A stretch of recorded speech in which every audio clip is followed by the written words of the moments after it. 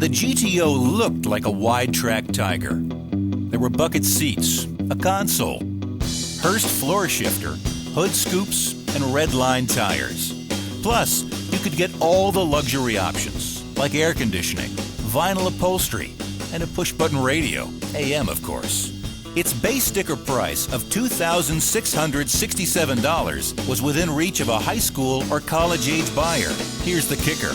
The GTO option to the 64 Le Mans would only set you back another $295.90. All of a sudden, all the other cars at the drive-in were last year's model. After one of my friends had one and I took it around the block and an aggressive road test, I said, I'm going to have one of these, and I ordered one about 2 days later. Before I even took it home, I snuck down and put Doug's headers on it, had it completely dyno tuned, got street slicks on it, and by the time it came home, it was pulling 280 horsepower to the rear wheels. If the GTO sent a few shock waves through the crowd at the local drive-in, what it did to the street racers was a life-changing experience. Well, Woodward Avenue was kind of the place where everybody went. It ran right down the middle of Detroit, so you had the people from the west side, people from the east side, and people coming from all over to cruise Woodward Avenue and duke it out a little bit. There was a fella down the street that had just paid big bucks for a Corvette. Well, I had my GTO and I knew what I could do, and I was looking for him. It took me about 2 months to pin him. Then one night about 11 o'clock, I saw him all alone up there at a stoplight at Huntington Boulevard. He took one look at me, I took one look at him, and we knew we were going to race. And off we went down the road, fishtailing, probably heard those cars for 6 blocks around. And when I got by him in third gear, I knew I was going to beat him.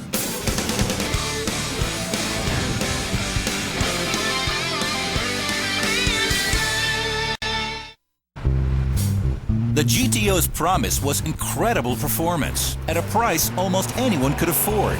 The key to that promise was the 389 engine. With a cylinder bore of just slightly over 4 inches and a stroke of 3.75 inches, the 389 was already well known to racers, engine builders, and street rodders all over America. This was the engine in the 421 cubic inch Super Duty version, which had owned the NASCAR circuit. At the Bonneville Salt Flats, Mickey Thompson was clocked at over 406 miles per hour, using 4 of these engines in his Challenger 1 world speed record car. Car flashes through the timing lights. They are recording the fastest time that man has ever crossed the surface of this earth. Mickey Thompson had gone 400... The 389 going into the GTO was factory rated at 325 horsepower with a single Carter AFB 4-barrel carburetor, or 348 horses with 3 2-barrels. But its real claim to fame was its whopping 428 foot-pounds of torque at a relatively low 4,200 RPM. Equipped with 4-bolt main bearings, the special high-lift camshaft, heavy-duty valve springs, and a few other little doodads courtesy of the boys in Pontiac's engineering department, the 389 was already on its way to becoming a street legend. This was never a very high-revving engine, but from stoplight to stoplight, it was Jack the Bear. Most of these races were over in a block or two. I mean, very rarely would you get a street where you could rip 100 miles an hour. You'd get on it for maybe a block or two, and you know, if you get the bag on the guy a block, you were the big cheese. This engine in a lightweight body, the letters GTO gained a new meaning in young America.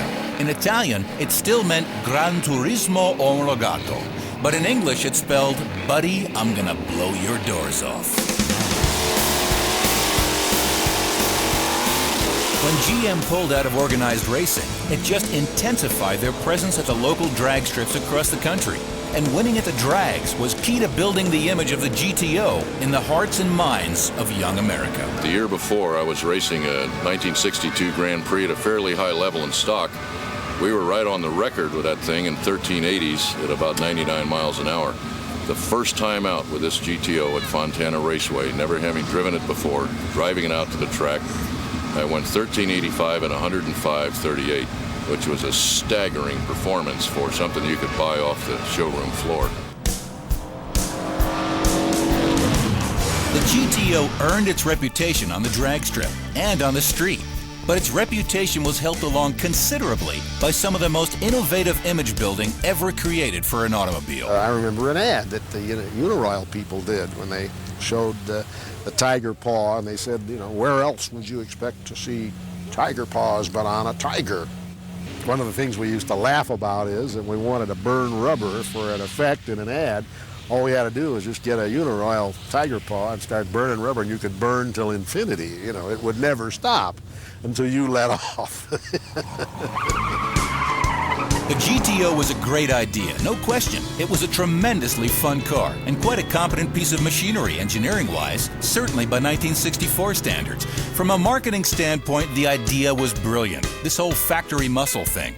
But if the GTO was going to be a success, it was going to have to shake up the established order of things.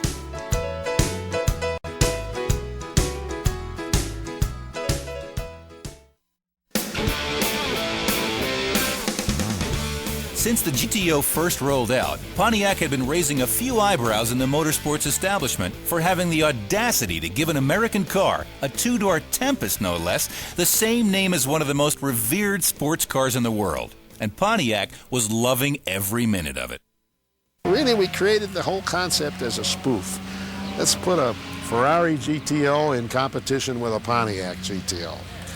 Now, I knew enough about the two cars to know that we had no business even being on the same road course with them. But if we ever could hook up in a straight line, we'd probably scare them a little bit.